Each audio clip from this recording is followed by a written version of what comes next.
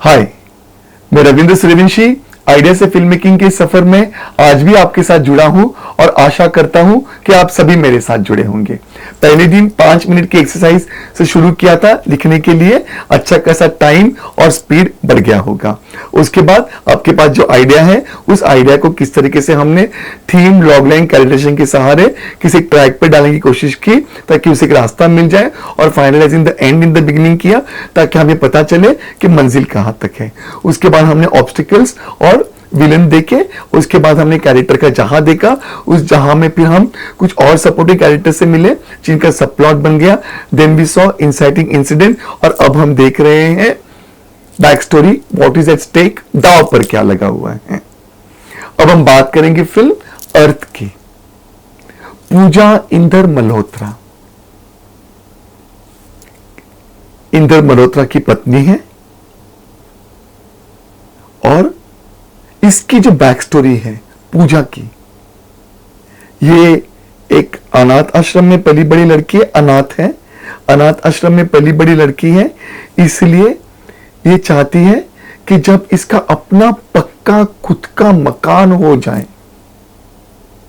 उसके बाद ही ये मां बनेगी, ताकि उसका जो बच्चा होगा आने वाला वो अपने खुद के घर में जन्म लेगा, खुद के घर में सांस लेगा, खुद के घर में जिएगा। This is what her simple basic idea about life is. और एक उसका अपना एक लॉजिक है, उसकी अपनी एक समझ है, उसका अपना एक दिमाग है। इसलिए शादी के कई सालों तक वो बच्चा नहीं होने देती है। यह है इसकी बैक स्टोरी।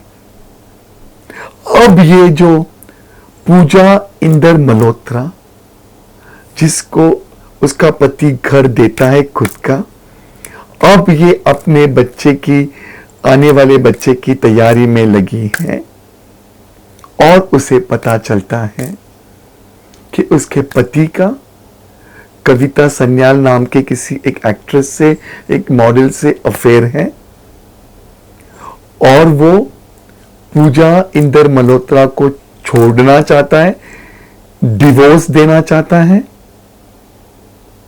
और जिस घर में वो रह रही है वो कविता का दिया हुआ है।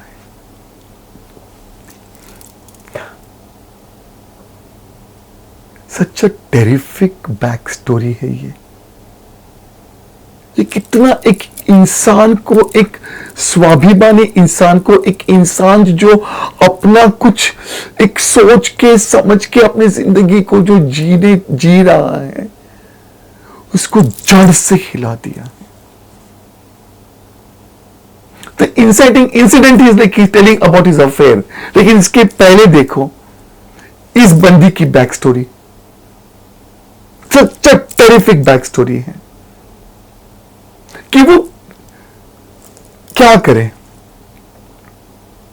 आप भी देखिएगा कि आपके पास जो आइडिया है, उसका जो इंसाइटिंग इंसिडेंट है, उसकी बैक स्टोरी, उसके पहले क्या दांव पर लगा हुआ है। अब हम बात करेंगे फिल्म दामिनी की। दामिनी की जो एक बैक स्टोरी है, हमने कैरेक्टराइजेशन में देखा था कि सच बोलती है, कुछ भी नहीं छुपाती है, मिठाई वाले की बासी मिठाइयों के बारे में बताती है, उसकी बहन अपने बॉयफ्रेंड के साथ भाग गई है वो बताती है, जब लड़के वाले उसको देखने आते हैं, कब सॉसेस पड़ोस से ली गई है वो बताते हैं, हर एक चीज बताती है ये बंदी। इसकी बैक स्टोरी इतनी स्ट्रांग है कि सच्चाई पर चलती है ये लड़की, और जिस घर में वो ब्याही गई है उनकी भी बैक स्टोरी देखिएगा कि किस तरीके से एक बहुत ऊंचा खानदान है, ऊंचे लोगों के साथ उठना बैठना है, उनकी भी इज्जत दांव पर लग सकती है जब एक इंसाइटिंग इंसिडेंट उनके घर में होता है, जब उस घर का छोटा बेटा उनके घर की नौकरानी उर्मी के साथ एक सामूहिक बलात्कार करता है। अब इस इंसाइटिंग इंसिडेंट के पहले किस तरीके से एक बैक स्टोरी क्रिएट की गई है, बनाई गई है, हम ऑडियंस तक पहुंचाई गई है कि अब हम भी हैरान हो गए कि क्या होगा, कैसे देखेंगे, क्या हो जाएगा।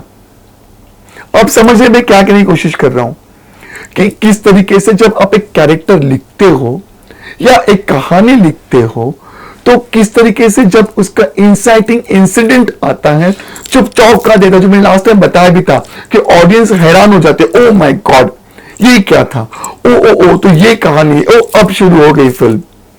ये जो उनके जो रिएक्शन होते हैं, उसके पहले अगर हम उनको उसकी बैक स्टोरी बता दें तो उनको ही पता चले कि दांव पर क्या लगा हुआ है। यहां दांव पर दामिनी की सच्चाई लगती है, उसकी नेकी लगती है, उसकी जो उसकी सोच है, जो उसकी पहचान जो है वो लगती है दांव पर। आप समझ में क्या कहने की कोशिश कर रहा हूं?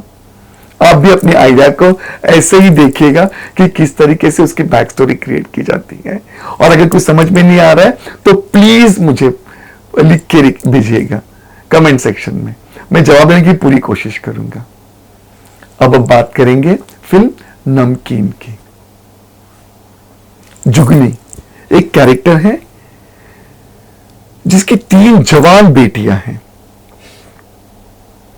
और वो अपनी बेटियों को घर के बाहर जाने की इजाजत ही नहीं देती, बस पूरा दिन घर के अंदर बंद करके रखते बेटियों को।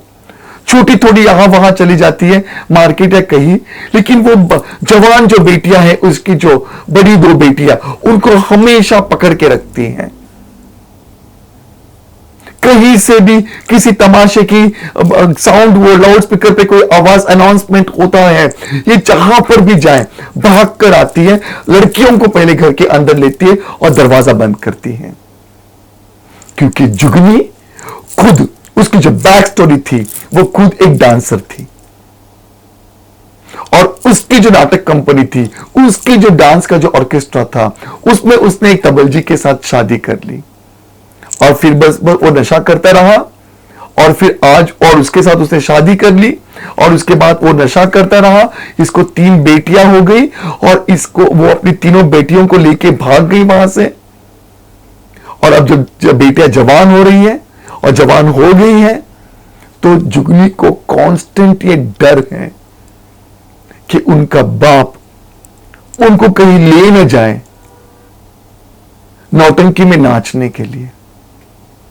देखिए कैसे अपनी बैक स्टोरी से इसने अपनी बेटियों की जिंदगी कैसे कर दी है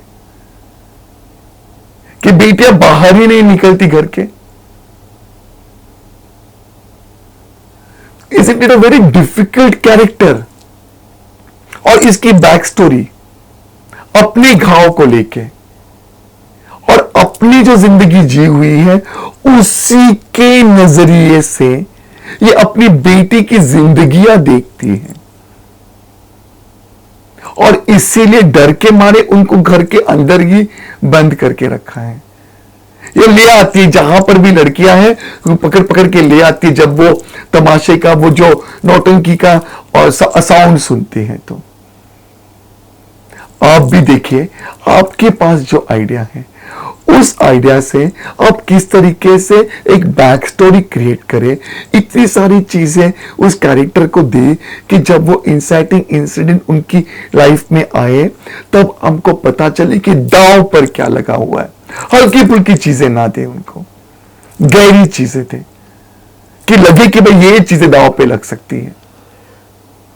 मैं रविंद्र सूर्यवंशी आइडिया से फिल्म मेकिंग के सफर में आज भी आपके साथ जुड़ा हूं और आशा करता हूं कि आप भी मेरे साथ जुड़े होंगे। आता रहूंगा। Thank you.